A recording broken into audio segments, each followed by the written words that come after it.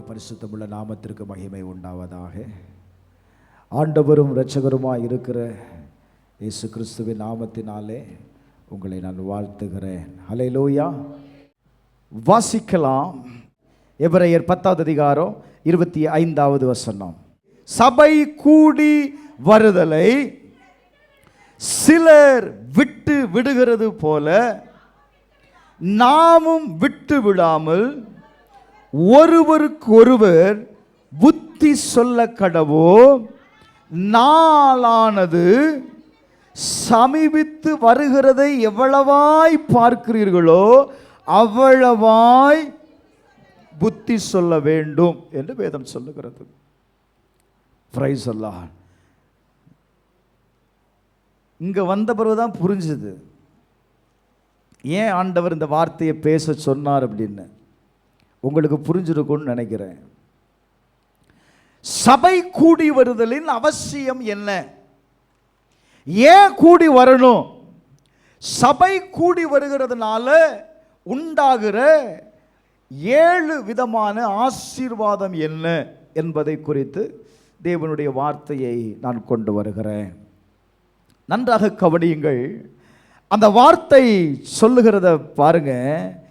சபை கூடி வருகிறதை சிலர் விட்டு விடுகிறது போல நீங்க என்ன செய்யாதுங்க? விட்டு விடாமல் இருக்கணும்.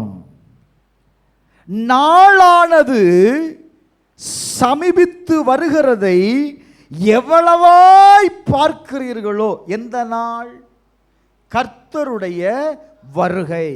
கர்த்தருடைய வருகை சமீபித்து இருக்கிறதை நம்ம என்ன செய்கிறோம்? எவ்வளவாய் பார்த்திருக்கிறோமோ அவ்வளவாய் என்ன செய்யணும்? புத்தி சொல்லணும். இனி நாட்கள் செல்லாது. இனி நாட்கள் என்ன செய்யாதுப்பா? செல்லாது. அப்போ அந்த வார்த்தையில் ஒரு முக்கியமான சத்தியம் அடங்கியிருக்கிறது. அப்போ தேவனுடைய பிரைஸ் அல்லாஹ் ஆலயத்திற்கு வருகிறவனுடைய முக்கியம் என்ன? இன்றைக்கு ஏன் ஜனங்கள் ஆலயத்திற்கு வருகிறதை விட்டு விடுகிறார்கள்? பிரைஸ் அல்லாஹ். தேவனுடைய சமூகத்தை விட்டு ஒரு மனிதன் விலகும் பொழுது, பிரைஸ் அல்லாஹ், நான் மறுபடியும் சொல்றேன், தேவனுடைய சமூகத்தை விட்டு ஒரு மனிதன் விலகும் பொழுது அவனுடைய வாழ்க்கையில் ஒரு வாசல் அடைக்கப்படுகிறது. தேவனுடைய சமூகத்தை விட்டு நீங்க விலகல. ஆனா உங்க வாழ்க்கையில வருகிற சூழ்நிலைகள் உங்களை தேவனுடைய சமூகத்திலிருந்து விலக செய்கிறது. இரண்டாவது, நான் எடுக்கிற தீர்மானம் தேவனுடைய சமூகத்தை விட்டு விலக செய்கிறது. வார்த்தை சொல்லுகிறது, சபை கூடி வருதலை நீங்கள் விட்டு விடாதிருங்கள். ஏன் சபை கூடி வரணும்? எபேசியர் 4வது அதிகாரம் 15வது வசனத்தை வாசிக்கலாம். எபேசியர் 4வது அதிகாரம் 15வது வசனம். அன்புடன் சத்தியத்தை கைக்கொண்டு, அன்புடன் சத்தியத்தை கைக்கொண்டு தலையாகிய கிறிஸ்துவுக்குள் எல்லாவற்றிலேயும் நாம் வளருகிறவர்களாய் இருக்கும்படியாக அப்படி செய்தார். பிரைஸ் அல்லாஹ். நல்லா புரிந்து கொள்ளணும். கிறிஸ்து சபைக்கு தலைவராய் இருக்கிறார். ஒரு சபைக்குள் இருக்கிற விசுவாச மக்கள் நாம் அவருடைய அவயங்களாய் இருக்கிறோம். பிரைஸ் அல்லாஹ். வேதம் சொல்லுகிறது, கிறிஸ்துவுக்குள் எல்லாவற்றிலேயும் நீங்கள் வளரக்கூடியவர்களாய் இருக்க வேண்டும். ஆசீர்வாதம் கிறிஸ்துவுக்குள்ள இருக்கு. நமக்கு உண்டான எல்லாமே யாருக்குள் இருக்கு அப்படின்னா கிறிஸ்துவுக்குள் இருக்கிறது. ஏன்? அவர்தான் நம்ம என்ன செய்தார் அப்படின்னா ஒரு கிரயத்தை கொடுத்து நம்மை மீட்டு கொண்டார். அவரால் நாம் மீட்கப்பட்டிருக்கிறோம். Price the Lord. இப்ப வேதம் சொல்லுகிறது, கிறிஸ்துவுக்குள் எல்லாவற்றிலேயும் நீங்கள் வளருவதற்கு. நல்லா புரிந்து கொள்ளணும். இயேசு இந்த உலகத்தில் இருந்த நாட்கள்ல அவர் தேவனுடைய ராஜ்யத்தை கட்டி எழுப்புவதற்கு அல்லது ஊழியம் செய்வதற்கு அவர் மற்றவருடைய உதவியை நாடாம அவரால் செய்திருக்க முடியும். ஏன்னா அவர் தேவன், தேவனுடைய குமாரன், தேவனுடைய குமாரன். அவர்தான் தேவனுடைய திட்டத்தை, மீட்பின் திட்டத்தை இந்த பூமியில நிறைவேற்றுவதற்காக அவர் கொண்டு வருகிறார். அப்ப அவரால் என்ன செய்ய முடியுங்க? ஒரு தனி மனிதனா என்ன செய்ய முடியும் பாருங்க, செய்ய முடியும். Price the Lord. ஆனா அவர் 12 பேரை தெரிந்து கொள்ளுகிறார். அந்த மிஷனை, அந்த ஊழியத்தை நிறைவேற்றுவதற்கு எத்தனை பேரை தெரிந்து கொண்டார் அப்படின்னா 12 பேரை தெரிந்து கொண்டார். அவர்களுக்கு கற்பித்தார், அவர்களுக்கு பயிற்சிகளை கொடுத்தார், அவர்களுக்கு பிரசங்கத்தை செய்தார், அவர்களுக்கு ஜெபிக்க கற்றுக் கொடுத்தார். எப்படியெல்லாம் மக்களிடம் போய் இந்த ஊழியத்தை சேர்க்கணும் அப்படின்னு பிராக்டிக்கல் லைஃப்லையும் ஆண்டவர் என்ன செய்தார் அப்படின்னா செயல்படுத்தி காண்பித்தார். அவர் செய்தது மாத்திரமல்ல, தன்னோடு கூட இருந்த அந்த 12 அப்போஸ்தலர்களும் அவர் அதற்காக தான் அழைத்தார். தம்மோடு கூட இருக்கவும், பிரசங்கம் பண்ணவும், உபதேசம் பண்ணவும், பிசாசுகளை துரத்துவதற்கு அந்த 12 பேரை கர்த்தர் என்ன செய்தார் அப்படின்னா அதிகாரப்படுத்தி வைத்திருந்தார். Price the Lord. அப்ப நீங்க ஒரு காரியத்தை புரிந்து கொள்ளணும். ஏன் சபை? சபையினுடைய பிரதான நோக்கம் என்ன? சபையை ஏன் ஆண்டவர் உருவாக்கினார் அப்படின்னா, சபையில் இருந்து ஆண்டவர் வெளிப்படும்படி, அவருடைய கிரியைகளை நடப்பிக்கும்படி உங்களையும் என்னையும் கர்த்தர் எங்க வைத்திருக்கிறார்னா சபைக்குள் வைத்திருக்கிறார். எதற்காக? எதற்காகப்பா? அவர் செய்த கிரியைகளை, அவர் செய்த நன்மைகளை, அவர் செய்த ஊழியத்தை நீங்களும் நானும் என்ன செய்யணும் அப்படின்னா செய்ய வேண்டும் என்பதற்காகத்தான் சபையில் பிரசங்கிக்கப்படுகிறது. அந்த வார்த்தை என்ன சொல்லுதுப்பா? தேவனுடைய சபையில் அவருடைய அன்புல நீங்கள் நடந்து கொள்வதற்கு, அவருடைய சத்தியத்தை அறிந்தவர்களாய் கிறிஸ்துவுக்குள் நீங்கள் யாரா இருக்கணும் அப்படின்னா வளருகிறவர்களா இருக்கணும். யாரா இருக்கணும் சொல்லுங்க? வளருகிறவர்களா இருக்கணும். சபை வளரும் பொழுது நான் வளர்ச்சி அடைகிறேன். உங்களுக்கு இன்னும் புரியல? இப்போ உங்க குடும்பம் இருக்கு, உங்களுடைய குடும்பம் இருக்கு, உங்க குடும்பத்தில் பிள்ளைகள் இருக்கிறாங்கன்னு வைங்களேன். உங்களுடைய வாழ்க்கையில், உங்க குடும்பத்தில் ஏதாவது ஒரு பகுதியில் ஒரு வளர்ச்சி அடையும் பொழுது, யாரும் வளர்ச்சி அடைகிறாங்க அப்படின்னா உங்க குடும்பத்தில் இருக்கிற ஒவ்வொரு நபரும் என்ன செய்கிறாங்க? அந்த வளர்ச்சியில பங்கு அடைகிறார்கள். பங்குள்ளவர்களாய் என்ன செய்கிறாங்க அப்படின்னா இருக்கிறாங்க. அதற்கு என்ன காரணம்? அதை போல ஒரு சபை வளரும் போது சபையில் இருக்கிற மக்கள் என்ன செய்யப்படுகிறார்கள்னா வளருகிறார்கள். நான் இப்படி சொல்றேன், நீங்கள் வளர்ச்சி அடையும் பொழுது, நீங்கள் உங்க ஆவிக்குரிய வாழ்க்கையில வளரும் பொழுது சபை என்ன செய்யும் அப்படின்னா வளரும்.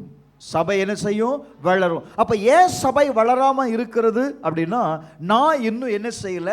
ஆவிக்குரிய வாழ்க்கையில நான் வளர்ச்சி அடையவில்லை.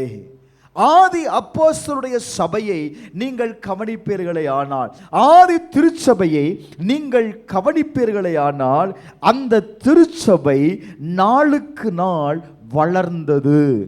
ஆதி திருச்சபை என்ன செய்துங்க? சொல்லுங்க, வளர்ந்தது. ஒரு சிலரால தான், அந்த 120 பேரால தான் என்ன செய்யப்பட்டது அப்படின்னா சபை உருவாக்கப்பட்டது. ஆனா பாருங்க, சில நாட்களிலேயே அந்த சபை வளர்ந்து ஒவ்வொரு இடங்களிலேயும் என்ன செய்யப்பட்டது அப்படின்னா சபை உருவாக்கப்பட்டது. 1000 மனம் திரும்புறாங்க, 3000 பேர் மனம் திரும்புறாங்க, 5000 பேர் மனம் திரும்புறாங்க. எதனால? சபை. அல்லேலூயா. தேவன் சபையின் நிமித்தம் செயல்பட தொடங்கினார்.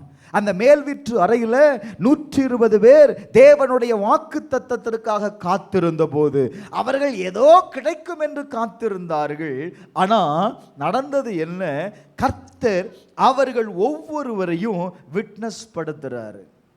சபைக்கு போனவங்கள ஆளை காணோம், சபைக்கு போனவங்கள நேரமாச்சு ஆட்களை காணுன்னு சொல்லிட்டு அவங்க வீட்டில் இருக்கிற ஆட்கள்லாம் தேடி வந்தா இவங்க எல்லாம் ஆவியில் நிறைந்து கர்த்தரிடத்துல பேசுறாங்க. சத்தம் ஒவ்வொருத்தரும் சொல்றாங்க, ஏன் பாசைய பேசுறாங்களே, எப்படி அவங்களுக்கு தெரியும்? நல்ல கவனிங்க, இவங்கள் பேசின வார்த்தை வெளியே இருந்தவர்களும் புரிந்து கொள்ளத்தக்கதாக.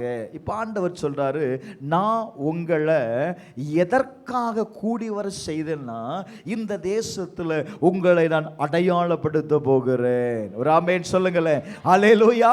உங்களை நான் சாட்சியாக நான் நிறுத்த போகிறேன் என்று சொல்லுகிறார்.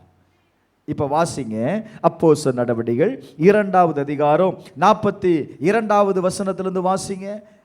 2:42. அவர்கள் அப்போஸ்தலருடைய உபதேசத்திலும் அந்நியத்திலும் அப்பம் பிட்குதலையும் ஜெபம் பண்ணுதலையும் உறுதியாய் தரித்திருந்தார்கள். எல்லாருக்கும் பயம் உண்டாயிற்று.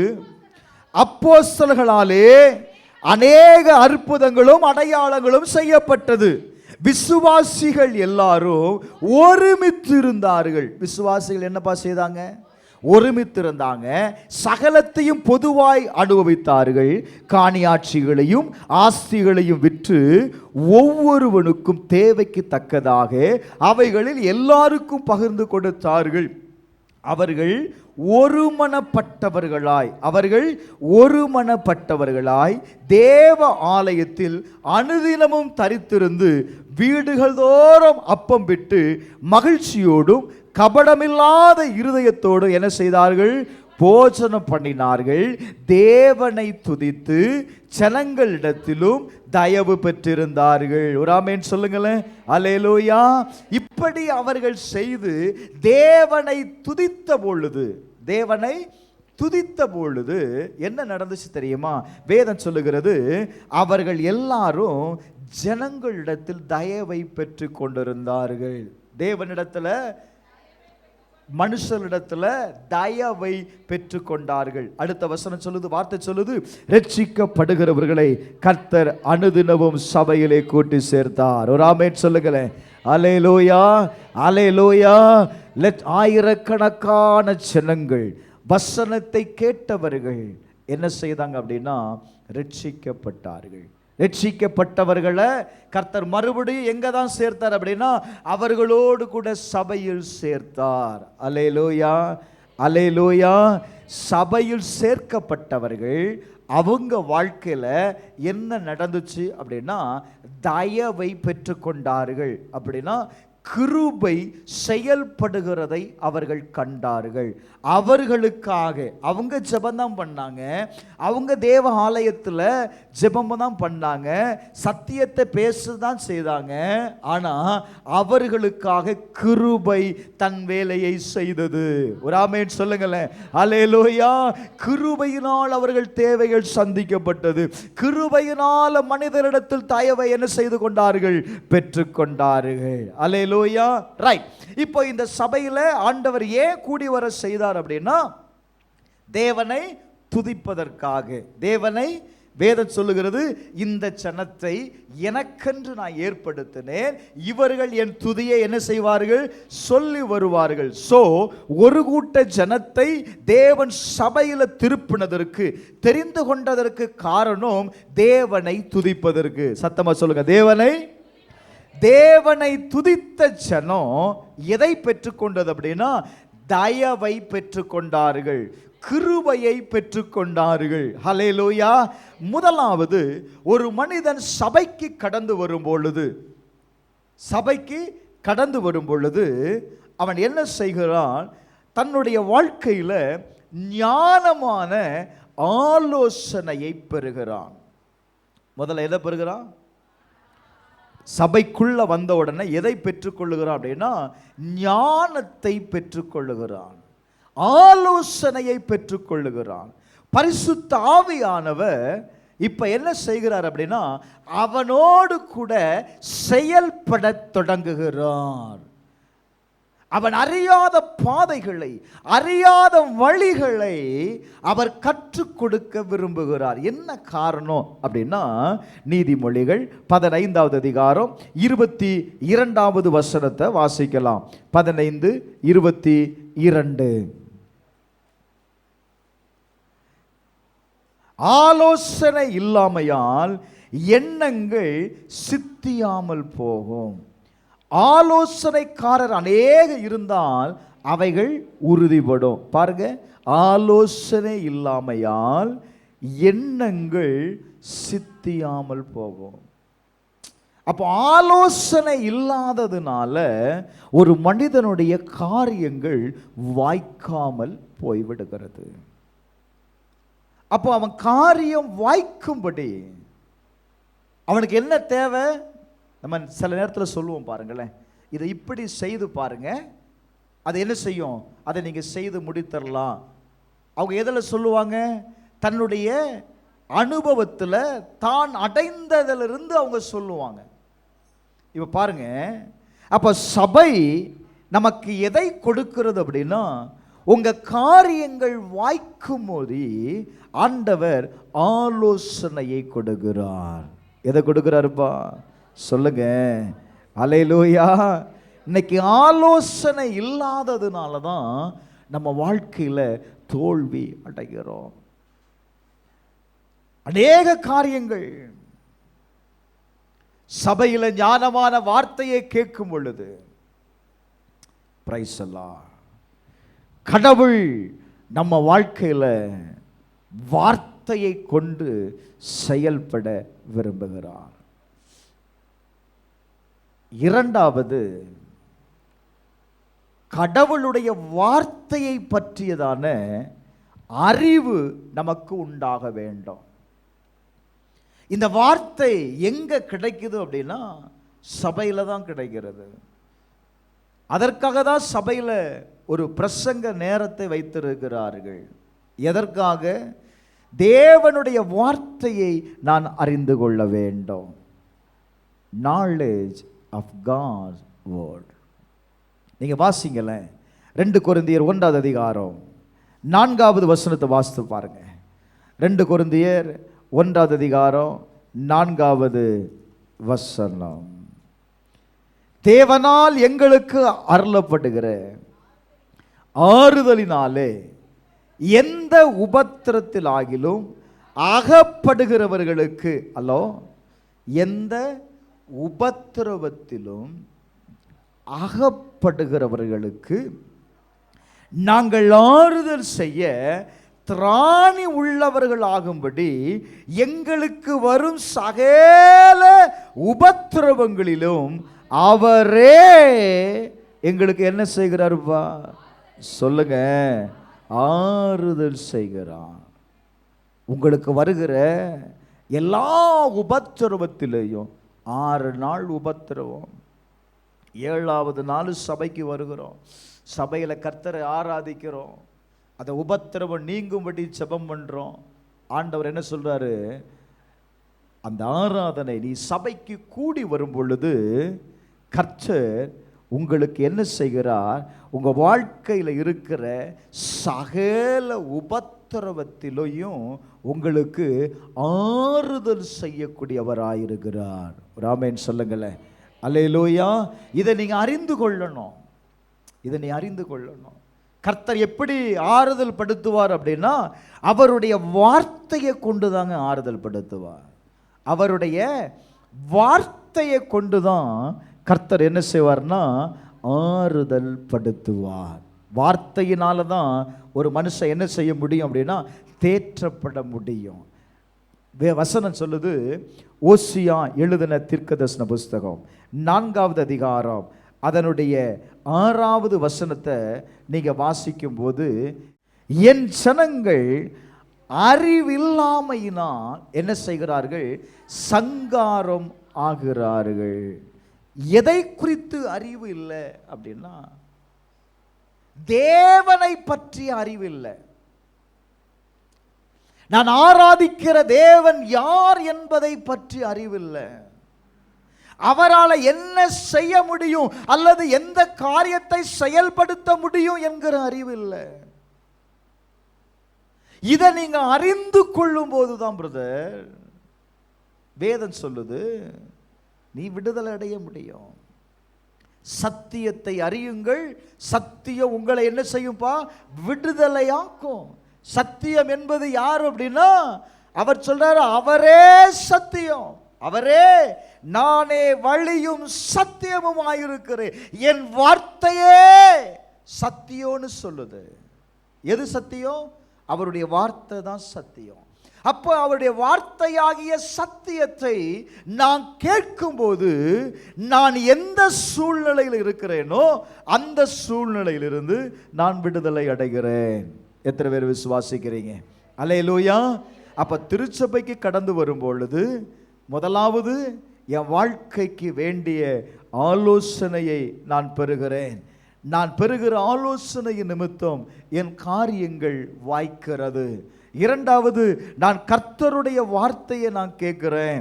கர்த்தருடைய வார்த்தையின்படி, கர்த்தருடைய வார்த்தையை நான் கேட்கும்போது என்னுடைய வாழ்க்கையில் இருக்கிற சகல உபத்திரவத்தில் இருந்தும் நான் விடுதலை அடைகிறேன். அல்லேலூயா. 1 யோவான் 2வது அதிகாரம் 3வது வசனத்திலிருந்து வாசிக்கும் பொழுது, அவருடைய கற்பனைகளை நாம் கை கொள்ளுகிறவர்களானால் அவரை அறிந்திருக்கிறோம் என்பதை அதனால் அறிவோம். சரி, நான் இப்ப கர்த்தரை நான் அறிந்திருக்கிறேன், கர்த்தர் எனக்குள்ள இருக்கிறார் அப்படிங்கிறத நான் எதனால் அறிந்து கொள்வது அப்படின்னா, அவருடைய வார்த்தை உங்களுக்குள் இருப்பதால், அந்த வார்த்தையை கை கொள்ளுவதனால். இன்னைக்கு பிரசங்கத்தை நம்ம கேட்கிறோம், வார்த்தைகளை கேட்கிறோம், ஆனா அந்த வார்த்தைகளை நம்ம என்ன செய்கிறது இல்லை? கை கொள்ளுகிறது இல்லை. வசனம் சொல்லுது, என் வார்த்தைகளை அவன் கை கொள்ளும் பொழுது அவன் வாழ்க்கையில அவன் கேட்ட வசனம் என்ன செய்யும் தெரியுமா? அவனை விடுதலையாக்கும். அடுத்த வசனத்தை வாசிங்க. அவரை அறிந்திருக்கிறேன் என்று சொல்லியும் அவருடைய கற்பனைகளை கை கொள்ளாதவன். லிசன், நான் அவரை அறிந்திருக்கிறேன் என்று சொல்லியும் அவருடைய வார்த்தையை நீங்க கை கொள்ளல அப்படின்னா, வேதம் சொல்லுகிறது, நீங்கள் பொய்யனாய் இருக்கிறீர்கள், சத்தியம் உங்களுக்குள் இருக்காது. ஏன்னா நான் என்ன சொன்னேன்? சத்தியம் உங்களுக்குள் இருந்தாதான் விடுதலை அடைய முடியும். வசனம் தான் சத்தியம். அப்ப இந்த வார்த்தை உங்களுக்குள்ள செயல்படுவதற்கு நான் வசனத்தை என்ன செய்யணும் அப்படின்னா, நான் கை கொள்ளணும். அடுத்த வசனத்தை வாசிங்க. அவருடைய வசனங்களை கை கொள்ளுகிறவனிடத்தில் தேவ அன்பு மெய்யாய் என்ன செய்யுமா? பூரணப்பட்டிருக்கும். ஒரு ஆமென் சொல்லுங்க. அல்லேலூயா, அல்லேலூயா. தேவனுடைய அன்பு அவனுக்குள் எப்படி இருக்குமா? பூரணப்பட்டிருக்கும். யாருடைய வாழ்க்கையிலப்பா? கர்த்தருடைய வார்த்தையை கை கொள்ளுகிறவனிடத்துல. அடுத்த வசனத்தை வாசிங்க, வார்த்தையை வாசிங்க. நாம் அவருக்குள் இருக்கிறோம் என்பதை. அல்லோ, வசனத்தை கை கொள்ளுகிறவனால மட்டும்தான் எதை அறிந்து கொள்ள முடியும்? நான் ஏசப்பாவுக்குள் இருக்கிறேன். அல்லேலூயா. நான் அவருக்குள் இருக்கிறேன், அவர் எனக்குள் இருக்கிறதை நான் அறிந்து கொள்ள முடியும். எதெல்லாம் அறிந்து கொள்ள முடியும் அப்படின்னா, வார்த்தையை கேட்கிறதுனால அல்ல, வார்த்தையை கை கொள்ளுகிறதுனால இந்த சத்தியம் உங்க வாழ்க்கையில் இருக்கிற சகல உபத்திரவத்திலும் இருந்து உங்களை விடுதலையாக்கும். மூன்றாவது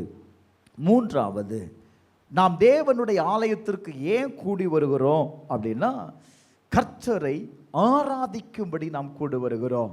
நான் முதலே சொன்னேன், கர்த்தர் அவரை ஆராதிப்பதற்காக நம்ம என்ன செய்திருக்கிறார் அப்படின்னா, தெரிந்து கொண்டிருக்கிறார். நாம் தெரிந்து கொள்ளப்பட்ட நபர். சொல்லுங்க, கர்த்தரை ஆராதிப்பதற்கு நான் தெரிந்து கொள்ளப்பட்ட நபர். ஹலோ, நாம் கர்த்தரை ஆராதிப்பதற்காக நான் தெரிந்து கொள்ளப்பட்டிருக்கிறேன். கர்த்தர் என்னை ஒரு நோக்கத்திற்காக தெரிந்து கொண்டிருக்கிறார். பிரைஸ் அல்லாஹ். நான் ஆரம்பத்தில் சொன்ன ஒரு வார்த்தை, பிரபு சார் உங்கள் தலைமையில் தான் நாங்கள் 3 நாட்களையும் நாங்கள் என்ன செய்ய போகிறோம், மீட்டிங்கை நடத்த போகிறோம். ஏன்? இப்போ தானப்பா சொன்ன வார்த்தையை ஏன் சொன்னேன்?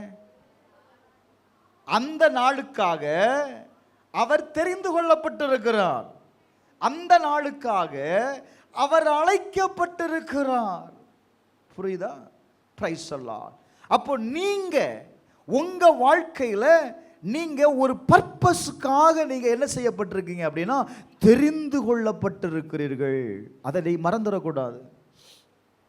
கர்த்தர் உங்க வாழ்க்கையில ஒரு நோக்கத்தை வைத்திருக்கிறார், ஒரு திட்டத்தை வைத்திருக்கிறான்.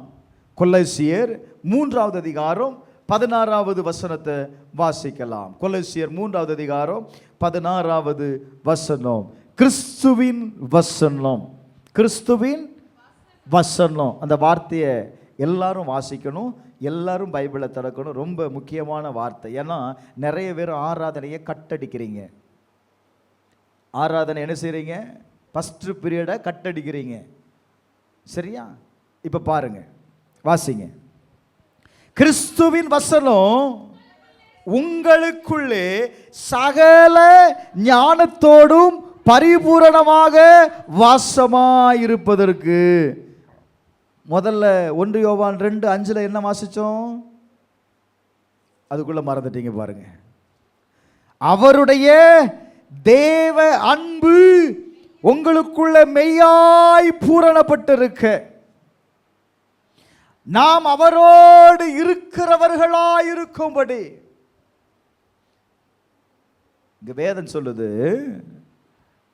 இப்ப வாசிங்க, 3:16 வாசிங்க. தேவனுடைய வசனம், கிறிஸ்துவின் வசனம் உங்களுக்குள்ளே சகல ஞானத்தோடும் பரிபூரணமாய் வாசம் பண்ணுவதற்கு. ஹலோ, கேட்கிற வசனம், கேட்கிற பிரசங்கம் உங்களுக்குள்ளே பூரணமாய் வாசமாய் இருப்பதற்கு சங்கீதங்களினாலும் ஞான பாட்டுகளினாலும் ஒருவருக்கொருவர் போதித்து புத்தி சொல்லிக்கொண்டு உங்கள் இருதயத்திலே கர்த்தரை பாடி. எப்படி பாடணுமா? பக்தியுடன் பாடி. கர்த்தரை எப்படி பாடணும்? நீ பக்தியுடன் பாடும் பொழுதுதான்ப்பா அங்க என்ன நடக்கும் அப்படின்னா, அந்த வசனம் பூரணமாய் உங்களுக்குள்ள வாசம் பண்ணும். நீங்க கர்த்தரை ஆராதிக்கல அப்படின்னா, கர்த்தரை நீங்க ஆராதிக்கல, கர்த்தரை பாடி துதிக்கல அப்படின்னா, செய்தியை கேட்பீங்க, வசனத்தை கேட்பீங்க, ஆனா அந்த வசனம் உங்களுக்குள்ள வாசம் பண்ணாது. அப்போ இந்த கேட்கிற வார்த்தை எனக்குள்ள பூரணமாய் வாசனம் பண்ணுவதற்கு நான் கர்த்தரை என்ன செய்யணும்? சத்தமா சொல்லுங்க, பக்தியுடன் பாடணும். எப்படி பாடணும்? பக்தியுடன் பாடுவதுனா எப்படி? ஆராதிப்பே நான் ஆராதிப்பே ஆண்டவரே. இதுதான் பக்தி.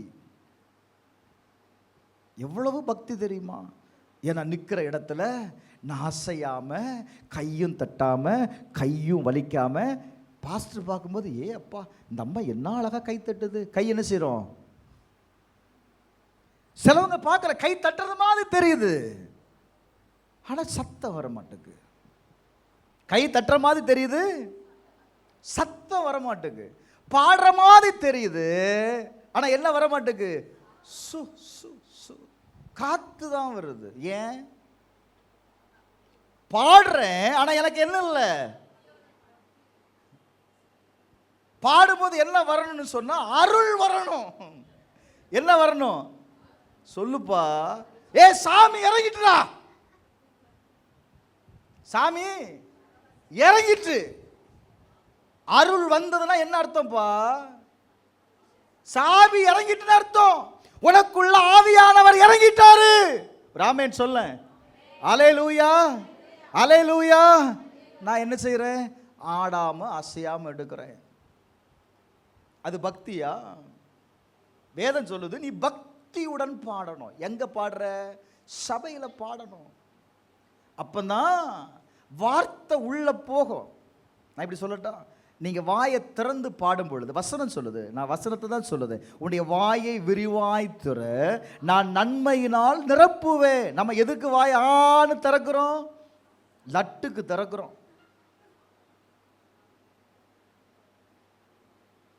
ஆனா வேதம் சொல்லுது நீ வாயை விரிவாய் திற, நான் என்ன செய்வேன்?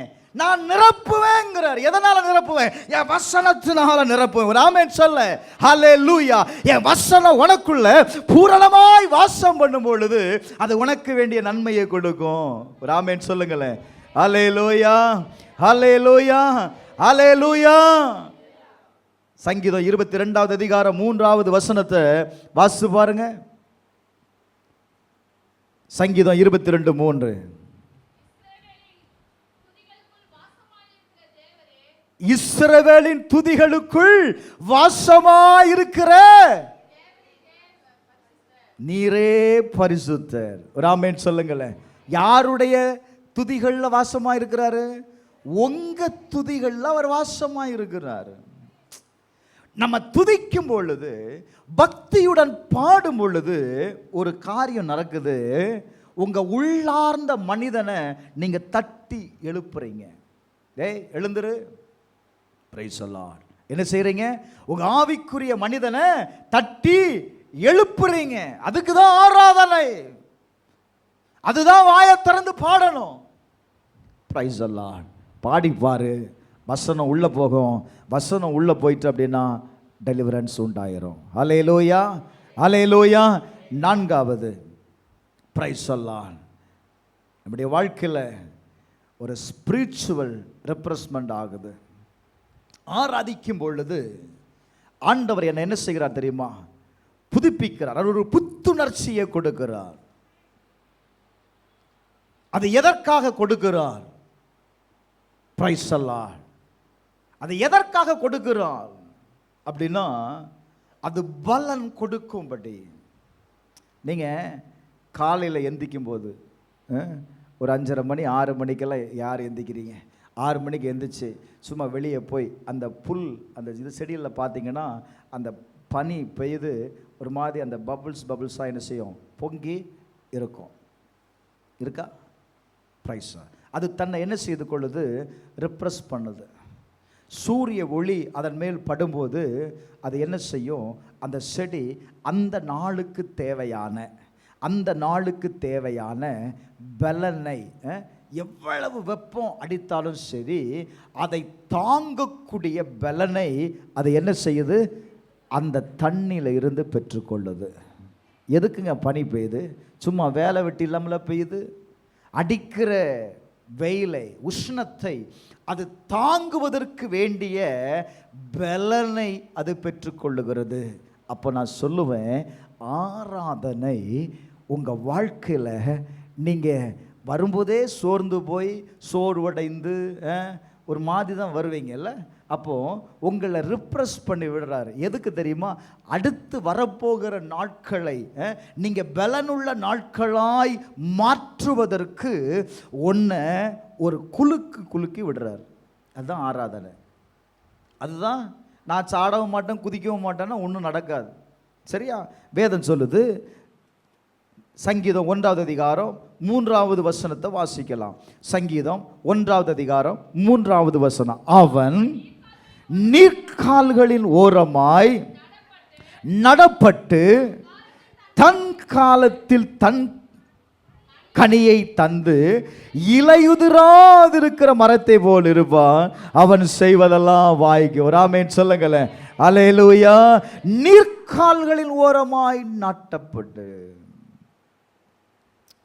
கர்த்தர் உங்களை எங்க நாட்டுகிறார் அப்படின்னா நீர்க்கால்கள் ஓரமாய் நடப்படுகிறார். ஏன் அப்படின்னா அந்த ஓரமாய் நடப்படும் பொழுது அந்த தண்ணீரிலிருந்து அது தனக்கு வேண்டிய பலனை, தான் வளர்வதற்கு வேண்டிய பலனை அதை என்ன செய்யுது தெரியுமா? பெற்றுக்கொள்ளுகிறது. அப்ப கர்த்தர் சொல்றாரு, நான் உங்களை என்னங்க நாட்டுறேன்? நீர்க்கால்களின் ஓரமாய் நாட்டப்பட்டு தன் காலத்தில் தன் கனியை கொடுத்து அவன் இலையுதிராதிருக்கிற மரத்தை போல் இருப்பான். ஒரு ஆமென் சொல்லுங்களேன். அல்லேலூயா. அவன் செய்வதெல்லாம் வாய்க்கும். பிரைஸ் எல்லாம். அப்ப நல்ல கவனிங்க, நான் செய்வது வாய்க்க வேண்டுமே ஆனால் நான் ஒவ்வொரு வாரமும் நான் என்ன செய்யணும் தெரியுமா? தேவ சபையில் முதல்ல நாட்டப்பட்டிருந்தால் தான் இந்த அனுபவம் உண்டாகும். நாட்டப்பட்டிருந்தால் தான் என்ன செய்ய முடியும்? இந்த அனுபவம் கிடைக்கும். சங்கீதம் 92:13 வாசிக்கும் போது, தேவனுடைய ஆலயத்தில் நாட்டப்பட்டவர்கள் அவருடைய பிரகாரங்களில் என்ன செய்வார்களாம்? ஹலோ, என்ன செய்வாங்க? செழித்திருப்பார்கள். எங்க செழித்திருப்பாங்க? நீங்க எங்கெல்லாம் அவருடைய பிரகாரத்தில் எல்லாவற்றிலும், கிறிஸ்துவுக்குள் எல்லாவற்றிலும் நீங்கள் செழித்திருப்பீர்கள். பிரைஸ் எல்லாம். அப்ப தேவனுடைய ஆலயத்தில் நான் என்ன செய்யணும் சொல்லுங்க? நாட்டப்படும் போது என்னுடைய வாழ்க்கையில நான் பலன் அடைகிறேன். அப்ப தேவனுடைய ஆலயம் எனக்கு எதை கொடுக்குது அப்படின்னா என்னை பலன் படுகிறான். பவுல் சொல்லும்போது, என்னை பலப்படுத்துகிற கிறிஸ்துவினால எல்லாவற்றையும் செய்ய எனக்கு பலன் உண்டு. கடந்த நாட்களில் நான் தோல்வி அடைந்த எல்லாவற்றிலையும் நான் பலன் அடைகிறேன். எதற்காக அப்படின்னா செய்து முடிக்கிறவனாய், நான் திராணி உள்ளவனாய் நிற்பதற்கு வேண்டிய பலனை தேவன் எனக்கு, என் ஆராதனை, என் சபை எனக்கு கொடுக்கிறது. எத்தனை பேர் விசுவாசிக்கிறீங்க? அல்லேலூயா, அல்லேலூயா, அல்லேலூயா. ஐந்தாவது, என் சபை கூடி வரணும். ஏன் சபை கூடுவதில் முக்கியம் என்ன அப்படின்னா, சபையை கூடி வரும் பொழுது நாம் தேற்றப்படுகிறோம். நாம் ஏதோ ஒரு வழியில் ஆண்டவர் நம்மளை தேற்றுகிறத நீங்க பார்க்க முடியும். நல்ல கவனிங்களேன். யோசுவா 1வது அதிகாரம் 5வது வசனத்தை வாசித்து பாருங்க. யோசுவா 1வது அதிகாரம் 5வது வசனம். நீ உயிரோடு இருக்கும் நாளெல்லாம் ஒருவனும் உனக்கு முன்பாய் எதிர்த்து நிற்பதில்லை. நான் மோசையோடு இருந்தது போல உன்னோடு இருப்பேன். நான் உன்னை விட்டு விலகுவதும் இல்லை, உன்னை கைவிடுவதும் இல்லை. பலங்கொண்டு, ஹலோ, பலங்கொண்டு திடமனதாயிரு. நல்ல கவனிங்க, தேவன் இவன் யோசுவாவை தேற்றுகிறார். நீ தைரியமாயிருப்பா, மோசே இல்லைன்னு நீ என்ன செய்யாத, நீ பயப்படாத. ஏன்னா மோசே இருந்த இடத்துல யார் இருக்கிறா? யோசுவா இருக்கிறா. இவனுக்கு ஒரு பயம் வந்துட்டு, இந்த மோசையவே என்ன பாடுபடுத்தினானு, நம்மளை விட்டு பார்ப்பானவளா, நம்மளே சின்ன பையனா இருக்கிறோமே அப்படின்னு நினைச்சாரு. இப்போ பாருங்க, நல்ல கவனிங்க அந்த வார்த்தையை. இப்போ ஆண்டவர் சொல்றாரு, பலங்கொண்டு திடமனதாயிரு. பிரைஸ் எல்லாம். நான் இந்த ஜனத்தின் பிதாக்களுக்கு நான் கொடுப்பேன் என்று ஆணையிட்ட தேசத்தை நீ இவர்களுக்கு என்ன செய்வாய்? பங்கிட்டு கொடுப்பாய். அப்போ தேவனுடைய ஆலயம் என்னை தேற்றுகிறது. கர்த்தர் எப்படி தேற்றுகிறார்னா, நீ பலம் கொண்டு நீ திடமனவராயிரு, நீ நம்பிக்கையாயிரு. நான் உன் கூட, சொல்லுங்க, நான் உன் கூட நான் இருக்கிறேன், நான் உன் கூட இருக்கிறேங்கிறாரு. பிரைஸ் அல்லாஹ். இந்த வார்த்தையை பிரைஸ் அல்லாஹ் 1 தெசலோனிக்கேயர் 5வது அதிகாரம் 11வது வசனத்தை வாசிங்க. 1 தெசலோனிக்கேயர் 5:11.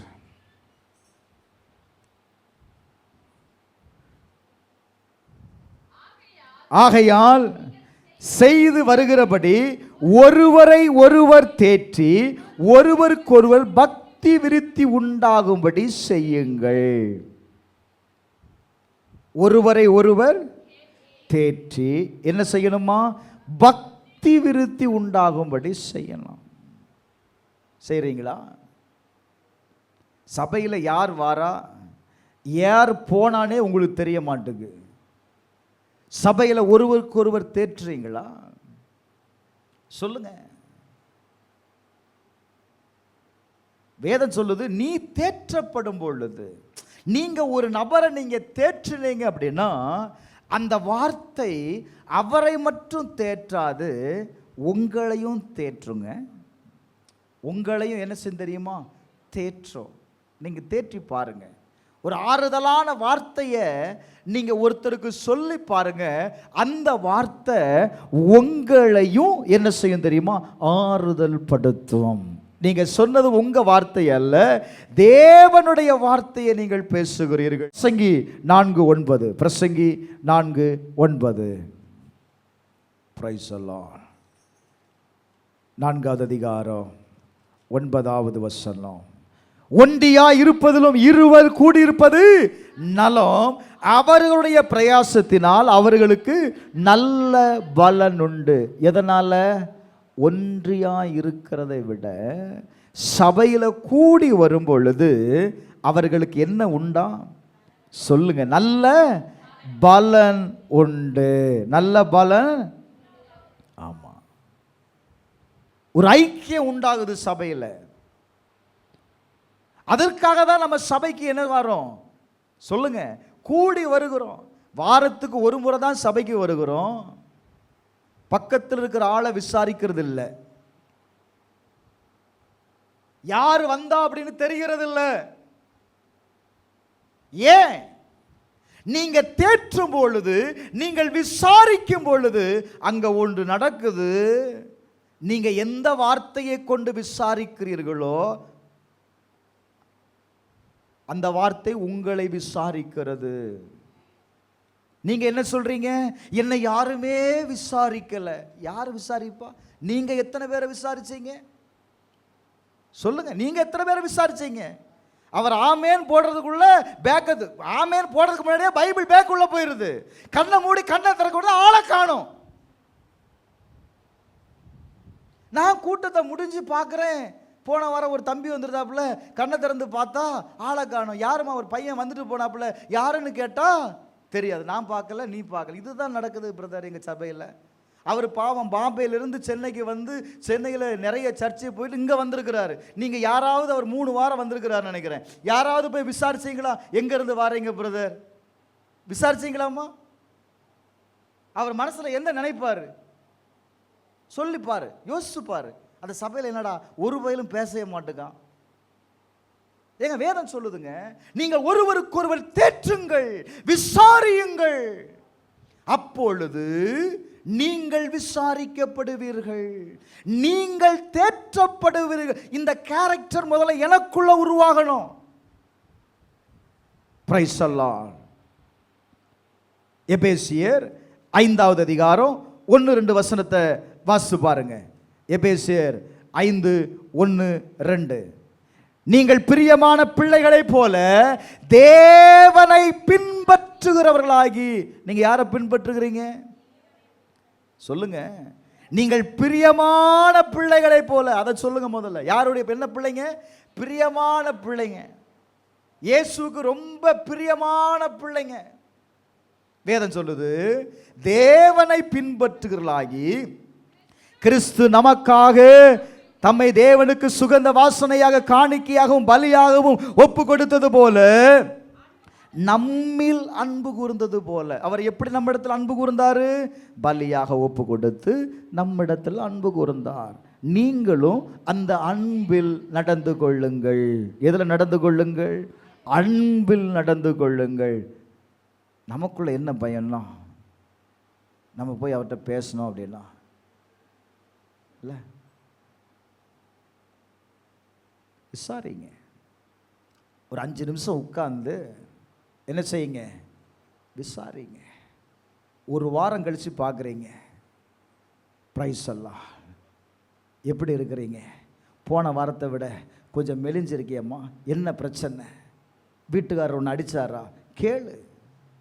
ஏன் உன் முகம் டல்லாக இருக்குது? என்ன செய்யணும்?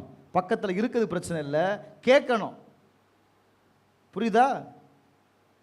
அப்ப என்ன செய்யணும்? விசாரிக்கணும். நீ விசாரிக்கும் பொழுது, நான் மறுபடியும் அந்த வார்த்தை திரும்ப திரும்ப வருது, நீ விசாரிக்கும் பொழுது நீங்கள் விசாரிக்கப்படுகிறீர்கள், நீங்கள் தேற்றும் பொழுது நீங்கள் என்ன செய்கிறீர்கள்? தேற்றப்படுகிறீர்கள். சொல்லிப்பார், இன்னைக்கு பேசிப்பார், கொஞ்சம் பழகி பாரு, நன்மையா இருக்கும். நன்மையா என்ன செய்யும்? இதுக்காக தான்ப்பா சபைக்கு கூடி வரோம், ஒரு ஐக்கியம் உண்டாவதற்காக, கிறிஸ்துவின் அன்பை நான் வெளிப்படுத்துவதற்காக. வசனம் என்ன சொல்லுது? நீங்க அந்த அன்புல என்ன செய்யணும்? சொல்லுங்க, நடந்து கொள்ளணும். அல்லேலூயா, அல்லேலூயா, ஹல்லேலூயா. எபிரேயர் 10வது அதிகாரம் 24வது வசனத்தை வாசிக்கும் போது, அன்புக்கும் நற்கிரியைகளுக்கும் நாம் ஏவப்படும்படி ஒருவரை ஒருவர் என்ன செய்யணும்?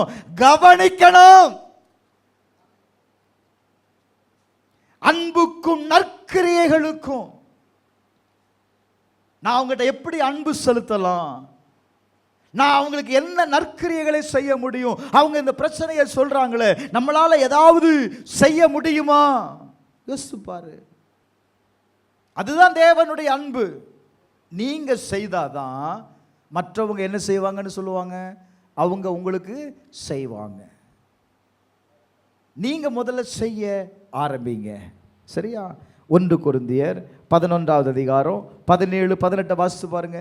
1 கொரிந்தியர் 11, 17, 18 சீக்கிரம். Glory to God. இதை குறித்து நான் என்ன செய்றேன்? உங்களுக்கு கட்டளை கொடுக்கிறேன். நீங்கள் கூடி வருதல் நன்மைக்கு எதுவாயிராமல் தீமைக்கு எதுவாயிருக்கிறதே. கூடி வருதல் எதுக்கு எது விரோதமா இருக்கு? சொல்லுமா. நன்மைக்கு எதுவா இருக்கா? சபையில வந்து உட்கார்ந்துட்டு மற்றவங்களை குறித்து தீமையான காரியத்தை பேசுறோம். இன்னும் சிலர் என்ன மற்றவங்கிட்ட பேசுறதே கிடையாது. எதுக்குமா சபைக்கு வர? பிரைஸ் அல்லாஹ். உன்னால சபையில நன்மை உண்டாகணும். வேதம் ரொம்ப அழகா சொல்லுது. கொரிந்து சபைக்கு பவுல் எழுதும்போது, இதை நான் என்ன செய்யறேன்? உங்களுக்கு கட்டளை இடுகிறேன். It's order. நன்மை உண்டாகணும். பிரைஸ் அல்லாஹ். இதை செய்து பாருங்க. இயேசு நன்மையை செய்யும்படி தானப்பா உலகத்துக்கு வந்தாரு. அப்ப நம்மளும் நன்மை செய்யணுமா இல்லையா? நன்மையை செய்யணுமா? நன்மையை, முடிந்த நன்மையை செய். பிரைஸ் அல்லாஹ். வேதம் சொல்லுகிறது 18வது வசனம், முதலாவது நீங்கள் சபையிலே கூடி வந்திருக்கும் போது உங்களில் பிரிவினைகள் உண்டென்று நான் கேள்விப்படுகிறேன். ஹலோ, முதல்ல என்ன சொல்றாரு? நான் இத கட்டளை இடுகிறேன், ஒழுங்கா என்ன செய்? நன்மையை செய். ஒன்னால சபையில என்ன உண்டாகக்கூடாது? தீமை உண்டாகக்கூடாது. ரெண்டாவது என்ன சொல்றாரு? நான் சபையில, உங்க சபையை குறித்து நான் கேள்விப்பட்டேன், உங்க சபையில என்ன இருக்கு? டிவிஷன்ஸ் இருக்கு, பிரிவினை இருக்கு. Price the Lord. இதை நீ மாற்றணும்.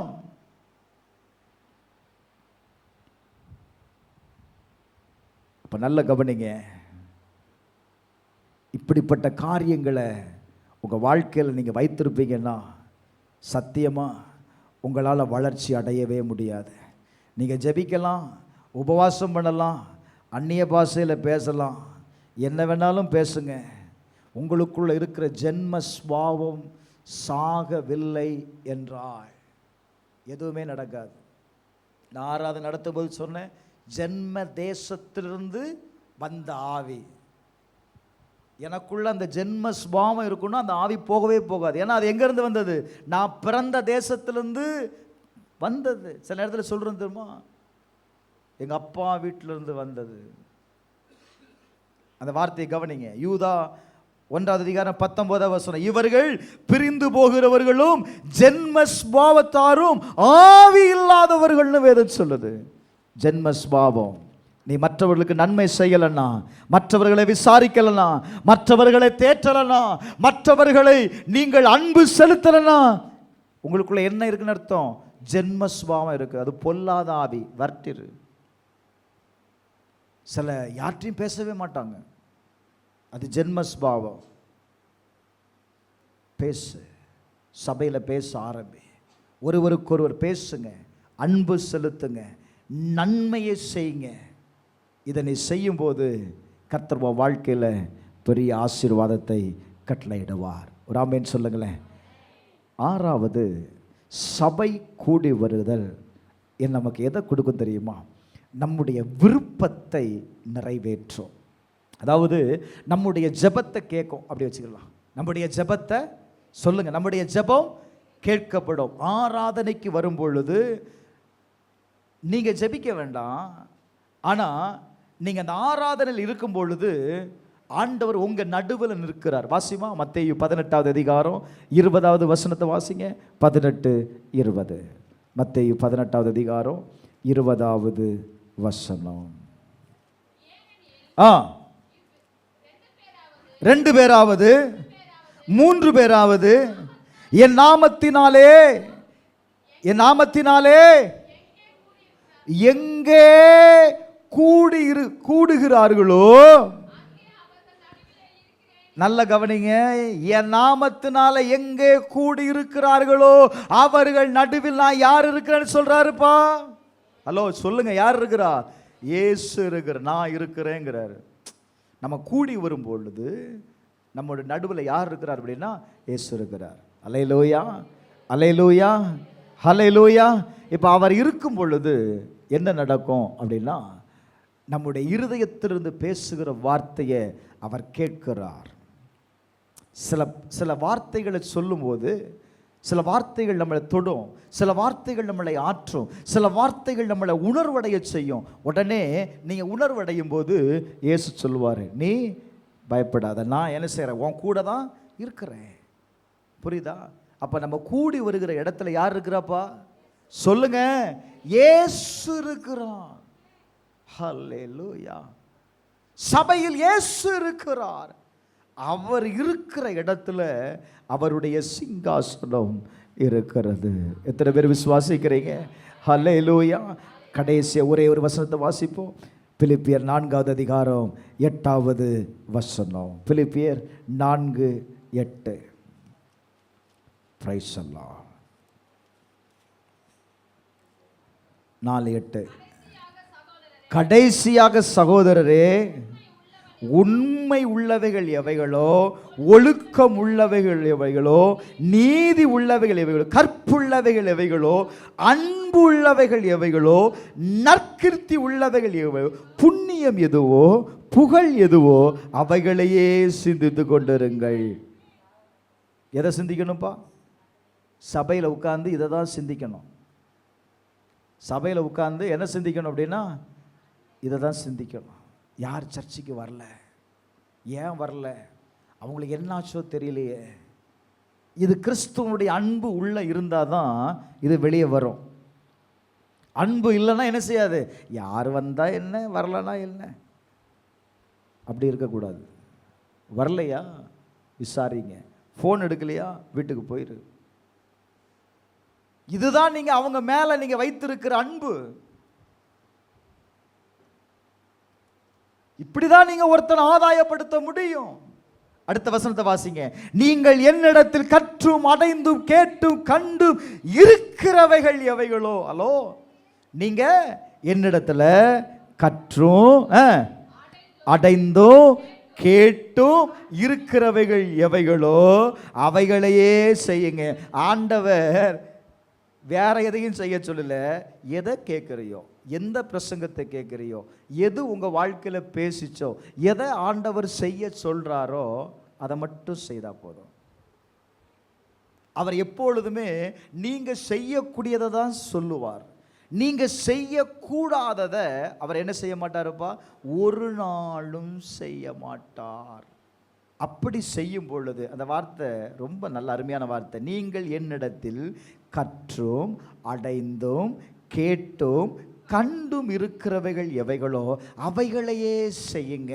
அவைகளை நீங்கள் செய்தீங்கன்னா சமாதானத்தின் தேவன் உங்களோடு இருப்பார். ஹல்லேலூயா, ஹல்லேலூயா, ஹல்லேலூயா. சபையில் இதை செய்த பாருங்க, சபையில் செய்ய ஆரம்பிச்சு பாருங்க, சமாதானத்தின் தேவன் யாரோடு இருப்பாரா? அந்த வாரம் முழுவதும் உங்களோடு கூட இருப்பார். ஒரு ஆமென் சொல்லுங்களேன். அல்லேலூயா. எத்தனை பேருடைய வாழ்க்கையில கர்த்தர் உங்களோடு கூட இருக்கணும் அப்படின்னு விரும்புறீங்க? உங்களோடு கூட இருக்கணும்னு விரும்புறீங்களா? இதை செய்யுங்க. எதை கேட்கிறீங்களோ அதை செய்யுங்க. எதை பார்க்கிறீங்களோ அதை செய்யுங்க. ஒருவருக்கொருவர் என்ன செய்யுங்க? செய்யுங்க. அவங்க செய்வாங்க, இவங்க செய்வாங்க யோசிக்காத. நீங்க செயல்பட ஆரம்பிக்கும் பொழுது அருமையான வார்த்தை, நான் உங்களோடு இருப்பேன். அல்லேலூயா. கர்த்தர் இப்போ ஏன் இந்த வார்த்தைன்னா, கர்த்தர் இருக்க வேண்டிய இடத்துல உங்களை பிரதிநிதியாய் வைத்திருக்கிறார். புரியுதா? கர்த்தர் சில நேரத்தில், இப்போ நான் சொல்கிறேன்னே, இப்போ சில நேரத்தில் நம்ம ஒரு பெரிய தேவையோடு ஏதோ ஒரு சூழ்நிலையில் நம்ம இருக்கணும்னு வைங்களேன். யாராவது ஒருத்தர் திடீர்னு உங்கள் வீட்டுக்கு வந்து ஒரு ஆறுதலான வார்த்தையோ இல்லைன்னா எதையாவது ஒரு காரியத்தை நீங்கள் எதிர்பார்க்கல, நீங்கள் கேட்கல, அவங்க செய்துட்டாங்க அப்படின்னா நம்ம என்ன சொல்லுவோம்? கடவுளை போல நீங்கள் வந்தீங்க, என்னை காப்பாற்றினீங்க சொல்கிறீங்களா இல்லையாங்க? சொல்ல மாட்டீங்களா? சொல்லுவோம்ல. அதே போல தான் கடவுள் இருக்க வேண்டிய இடத்துல உங்களையும் என்னையும் பிரதிநிதியாய் வைத்திருக்கிறார். எல்லாமே அவரே செய்யணும்னு எதிர்பார்க்காதங்க. நீங்கள் செயல்பட ஆரம்பிக்கும் பொழுது அவர் உங்களோடு இருப்பார். அல்லேலூயா, அல்லேலூயா. அதற்காக தான் நம்ம திருச்சபைக்கு வருகிறோம், அதற்காக தான் நம்ம கூடி வருகிறோம். அல்லேலூயா. நாம் பங்கு பெறுகிற, நாம் ஐக்கியம் கொள்ளுகிற பாத்திரம் அது ஆசீர்வாதத்தின் பாத்திரம். அல்லேலூயா. இந்த பாத்திரத்தில் ஐக்கியம் கொள்ளுகிறவன், இந்த பந்தியில் பங்கு பெறுகிறவன், அவர் என்ன செய்கிறான் தெரியுமா? பிதாவோடும் குமாரனோடும் ஐக்கியம் கொள்ளுகிறான். அல்லேலூயா. இன்னைக்கு நீங்க எடுக்கிற தீர்மானம் உங்க வாழ்க்கையில நன்மை உண்டாகும். அல்லேலூயா, அல்லேலூயா. கர்த்தர் உங்களை ஆசீர்வதிப்பாராக. எல்லாரும் எழுந்து நிற்போம். இதை செய்தா தேவன் உங்களோடு இருப்பார். இதை செய்தா இதை செய்தா, நீ கேட்டதை செய்தா, நீ பார்த்ததை செய்தால் யாரு பார்ப்பா? தேவன் உன்னோடு கூட இருப்பான். அல்லேலூயா. தேவன் உன்னோடு கூட இருப்பா. தேவனுடைய பிரசன்னம் உனக்கு முன்பாக கடந்து செல்வதை நீங்கள் காண்பீர்கள். தேவன் உன்னோடு கூட இருப்பேன் அப்படிங்கிறாரு. சபை கூடி வருகிறது எதற்காக தெரியுமா? தேவனுடைய பிரசன்னத்தை நீங்கள் எடுத்து செல்லுகிறீர்கள். தேவனை உங்களோடு கூட நீங்க கொண்டு போகிறீங்க. Glory to God. எத்தனை பேரோடு கூட கர்த்தர் பேசினா, சபையை விட்டு விலகி விடாத. சபையை விட்டு விலக செய்கிற சூழ்நிலைகளுக்கு இடம் கொடுக்காத. நாட்கள் கடைசி நாட்களில் வந்துட்டோம். கர்த்தர் உன் ஆத்துமாவை குறித்து எச்சரிக்கையாயிரு என்று சொல்லுகிறார். வேதம் சொல்லுகிறது, நீங்களும் நானும் தேவனுடைய ஆலயம். ஒருவன் தேவனுடைய ஆலயத்தை கெடுத்தால் நான் கெடுப்பேன். ஆலயத்தை கெடுத்துறாதப்பா. தேவன் தங்குகிற ஆலயத்தை கெடுத்துறாத. தேவன் தங்குகிற ஆலயத்தை, தேவன் வாசம் பண்ண விரும்புகிற ஆலயத்தை கெடுத்துறாதப்பா, கெடுத்துறாத.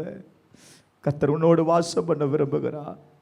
எத்தனை பேர் கர்த்தர் உங்களோடு வாசம் பண்ணணும்னு விரும்புறீங்க? ஒப்பு கொடுங்களேன், நான் ஜெபம் பண்ண போறேன். தேவன் உங்களோடு கூட இருக்கும் பொழுது உன்னுடைய ஏக்கத்தை எல்லாம் கர்த்தர் நிறைவேற்றுவார்.